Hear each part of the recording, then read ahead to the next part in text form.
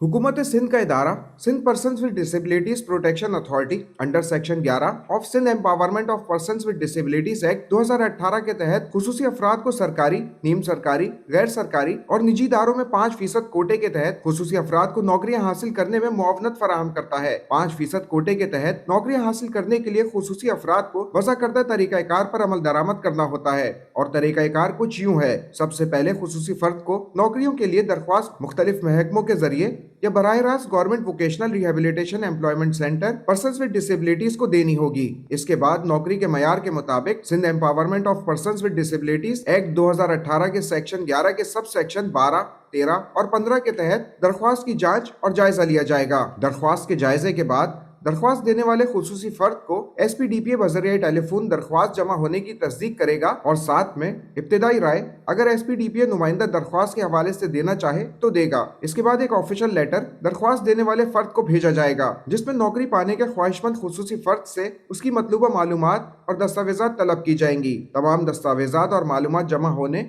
और उसकी तस्दीक होने के बाद दरख्वास्त देने वाले शख्स की तमाम मालूमात government vocational rehabilitation employment centre persons with disabilities के जॉब मैचिंग और प्लेसमेंट डेटाबेस में डाल दी जाएंगी। इन तमाम मराहिल के बाद government vocational rehabilitation employment centre persons with disabilities एक ऑफिशियल लेटर तमाम निजी कंपनीज और इदारों को भेजेगा जिसके जरिए उन्हें Sindh empowerment of persons with disabilities act 2018 के मुताबिक 5% आसामियों पर खुसूसी अफराद को नौकरियां देने की याद दहानी करवाई जाएगी। लेटर के जरिए कंपनीज और इदारों से Sindh empowerment of persons with disabilities act 2018 के तहत कंपनी में 5% नौकरियों में खुसूसी अफराद के कोटे के निफास और इदारे की जिम्मेदारियों के हवाले से पूछा जाएगा। Government vocational rehabilitation employment centre persons with disabilities official letter के जरिए कंपनीज और इदारों से उनके इदारों में नौकरियों पर मौजूद खुसूसी अफराद की तफसीलात देने की भी दरख्वास्त करेगा। ऑफिशियल लेटर के जरिए कंपनीज और इदारों से खुसूसी अफराद की नौकरियों, स्किल डेवलपमेंट और काम की जगह में शमूलियत के हवाले से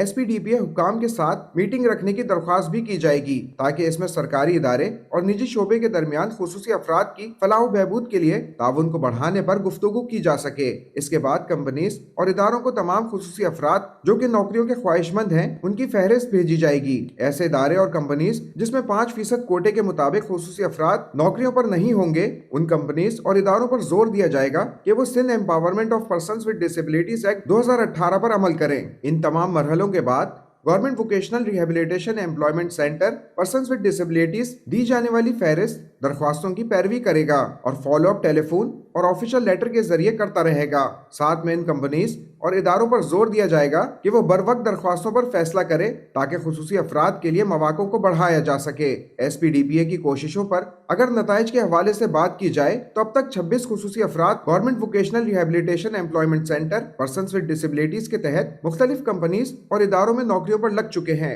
जबकि 268 खुसूसी अफराद दीगर इदारों के जरिए नौकरियों पर लग चुके हैं। मजीद मालूमात और तफसीलात के लिए Sindh persons with disabilities protection authority के कराची दफ्तर या दिए गए नंबर्स पर राब्ता करें।